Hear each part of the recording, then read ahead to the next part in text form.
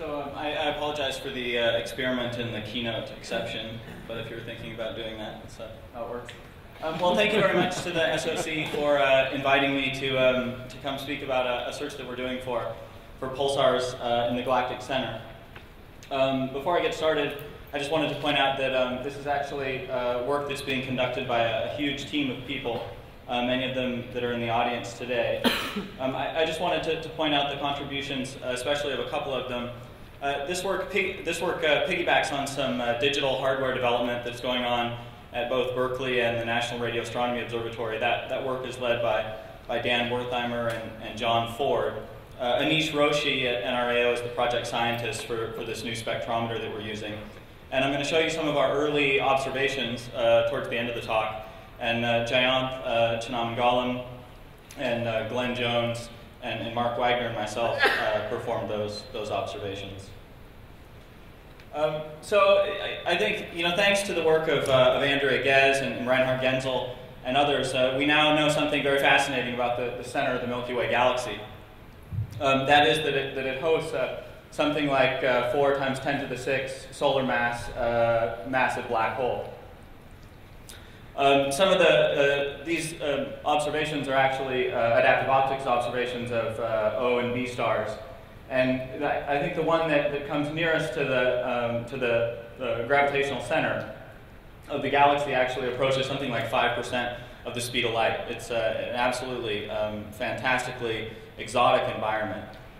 So the allure of finding a pulsar in this region, as you might have guessed, is that in the same way that we use these O and B stars as a probe of the mass within that volume, we could use a pulsar as a much more accurate probe of the mass contained within its orbital volume. And we could actually, if the orbit were tight enough, we could perform some tests of general relativity that would be absolutely unprecedented. So really the first question that we have to ask ourselves in conducting a search for pulsars at the Galactic Center is, well, do we have any evidence that they exist? And of course, this is, I've sort of highlighted some of the work over the last 5 or 6 years, but this is actually work that's been going on for several decades. Certainly there's a significant population of neutron star progenitors. The stars that we need to form neutron stars and eventually form pulsars, perhaps, are present in the region. And mass segregation by dynamical friction tells us that those neutron stars should likely migrate towards the gravitational potential near to Sagittarius star, near to that black hole. And just to add a little bit more fuel to the fire, this is also a very good place potentially to look for neutron star stellar mass black hole binaries. Recently there's been some work that's shown that perhaps via 3-body interactions, this region could be a very fruitful place to look for neutron star black hole binaries, something that, of course, has been called the holy grail of astrophysics. So what could we do with these things if we found them? I mentioned a couple of these already. If we were to find a population of pulsars at the Galactic Center, it would be a fantastic probe of the star formation history of the region. By analyzing the pulse evolution that we see from the pulsar as it travels in its orbit around Sagittarius star, it would give us a very good picture of the interstellar plasma in the region. It would allow us a determination of the smoothly distributed mass interior to the orbit of the pulsar. And then there's some very tantalizing potential measurement of GR effects that we could do if the binary was in if a pulsar was in a tight binary with Sagittarius star or a pulsar stellar mass black hole binary system. And I think there's going to be another talk later in the week about that by someone who's far more equipped to discuss that in detail with you. So despite the allure of finding pulsars in the Galactic Center, the reason why they haven't been found thus far is pretty easy to understand. There's a fantastically high electron column density towards the Galactic Center, as evidenced by the 5 pulsars that have so far been found near to that region. But of course, more important than the high column density in form of the dispersion measure is the scattering time. So this is a plot of the pulse broadening time. On the left-hand scale is 1 gigahertz, and on the right-hand is 10 gigahertz. And as you can see, at 1 gigahertz, the scattering time at the Galactic Center is something like 1,000 to 10,000 seconds, which would render it basically impossible to detect any normal pulsar at those frequencies that are normally where we search for pulsars.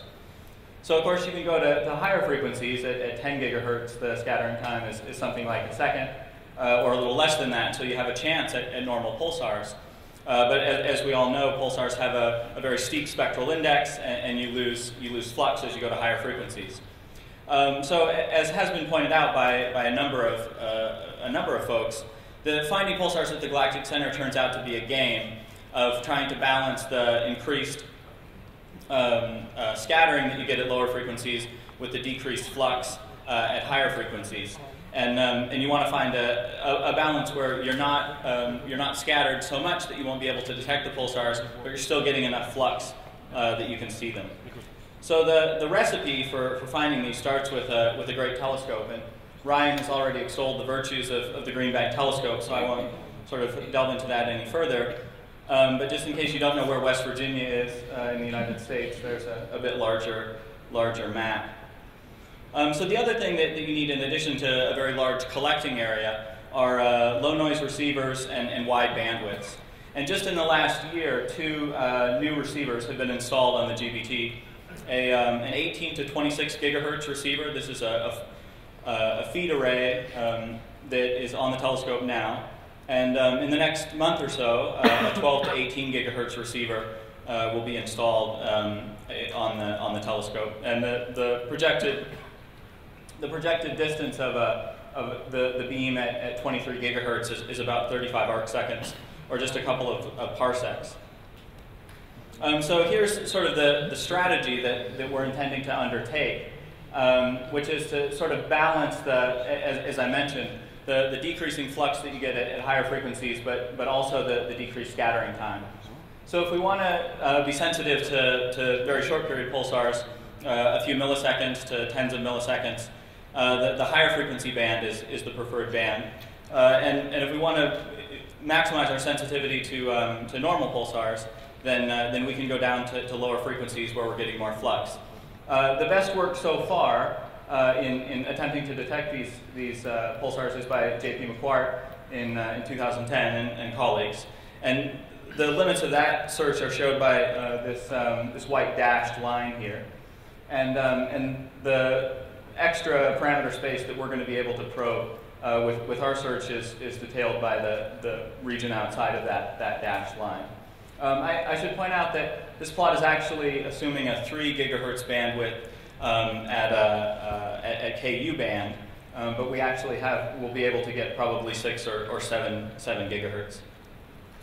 And I mentioned that this work is piggybacking on a new spectrometer that's being developed for the GBT. This is the so-called Vegas Versatile GBT Astronomical Spectrometer. There was a contest to name this, and that's what won. In any case, this is really a fantastic spectrometer. It's one of these heterogeneous instruments that has very high-speed digitizers and some FPGA boards that feed into a big switch and sends all the data to CPU and GPU elements. The important sort of spec for us in our pulsar search is that we can get a huge bandwidth, 8 times 1.4 gigahertz, and we can do something like megahertz polyphase channelization, and can go down to millisecond integrations, which is more than enough for the high frequencies that we're observing. So we got first light with this gadget in March of 2012, and this is our observation of a calibrator. And as you can see, we achieved something like an average SEFD of about 50 Janskis or so. There aren't a whole lot of pulsars that you can use to test something like this, but thankfully Michael Kramer showed us a couple that would be good.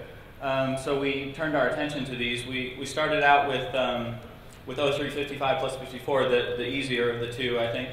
And we got a fantastic profile. As you can see, it's a little hard to tell. This is scientific notation here. This is actually a full 18 to 26 gigahertz of bandwidth. So we were very excited about this. So we gave 0329 plus 54 a try, and we got a very nice profile there as well. This gave us a lot of confidence that our system was working and that we'd be able to detect the types of sources that we were looking for.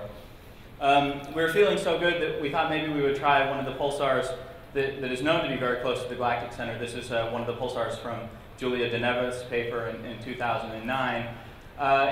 She quoted a 9 gigahertz flux density of about half a millijansky and a very flat spectral index, negative 0.3. We expected an SNR of about 150 in a 1 hour observation, but this is what we got.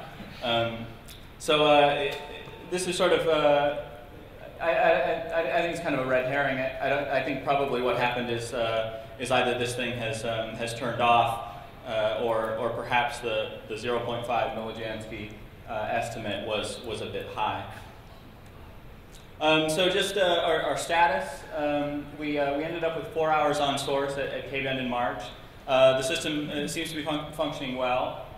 We have no convincing candidates yet in hour-long integrations, but we haven't yet stitched together our hour-long integrations. And we have our first KU-band observations scheduled for between September and October of 2012. And with that, I'll take your questions.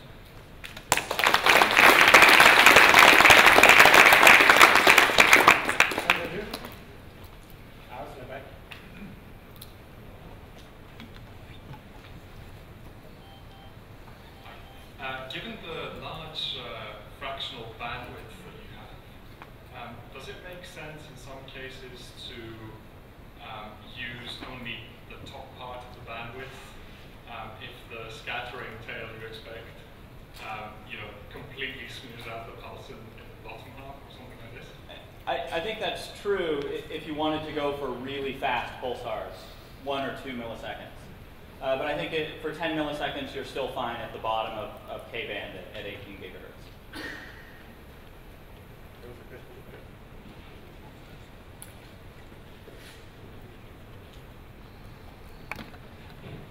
I want to ask a quite naive question. So, do you have any, so to say, plan B? Let's say you don't find any pulsar, this new gadget. Do you plan to go, let's say, to higher frequencies where you will not be limited? Let's say, there is ALMA, and there is a radio instrument. It's not a pulsar instrument. Yeah, right. So I mean, there will be a phase capability for ALMA, but I think band 1 is something like 50 gigahertz, which I think is probably too high. There is a search that we're Why is it too high? Just because of unless the flux turns over at higher frequencies, the fluxes will be so low that I just think it's not a good place to search. We do have a search at EVLA, but again, with any interferometer, the challenge is phasing it up and getting a very wide bandwidth.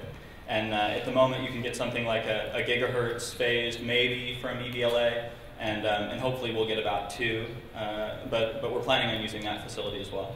But what is the limitation with interferometer? You know the place where to look. Yeah, you're not doing a search of the whole sky. So it's a digital hardware limitation. It's difficult to phase up a wide bandwidth. Okay, thank you.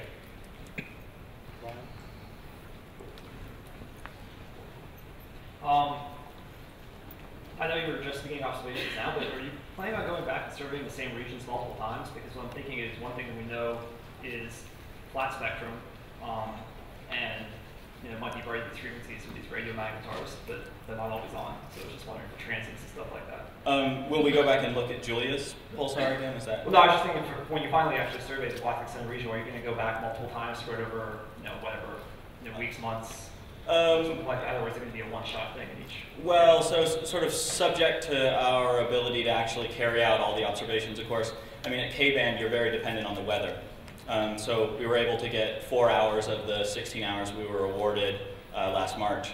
And if we can, we'll probably do the other 10 or 12 hours all in one shot in February, which is nice because then you can actually connect the contiguous observations in a coherent search.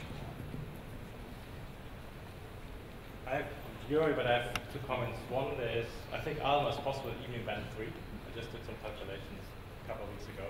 I think you should try. What is band 3? It's 87 gigahertz. Okay. And of course, plan B is really the SKA. Second comment is there's a poster also by Ralph Ito down there in upstairs, I guess. It's also showing some results from ongoing efforts with amateur telescopes, so they're nice and complementary. But you're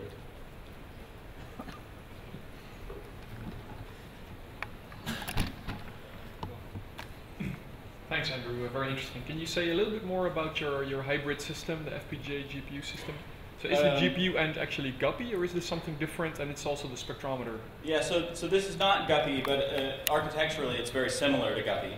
The way that it works for the pulsar mode is that we actually do the polyphase channelization and the integration within the FPGA boards themselves. But this is also a spectral line spectrometer.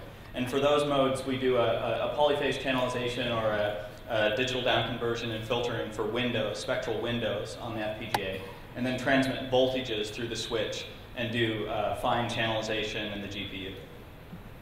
Thanks. Time for one last question over there.